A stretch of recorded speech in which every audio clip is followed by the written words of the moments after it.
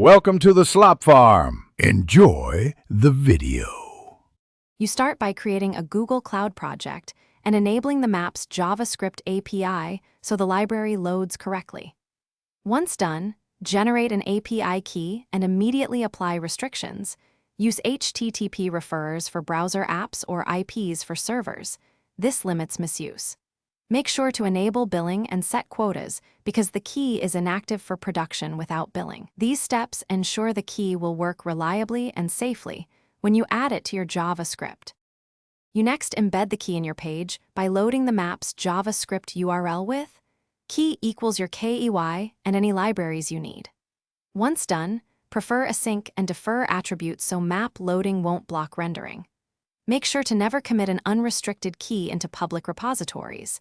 Instead, use environment variables or a lightweight server proxy to inject the key at runtime. If you see 401 or 403 errors in the console, that indicates restrictions or billing problems to fix immediately. You finish by initializing the map object. Call new Google Maps.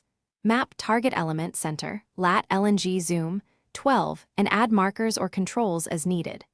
Once done, test across environments and verify the console for billing, quota, or referrer rejection messages so you can correct restrictions. If the key is compromised or failing, rotate it and update restrictions. Make sure to set alerts on usage to catch unexpected spikes. This keeps your integration secure and dependable. Thanks for watching.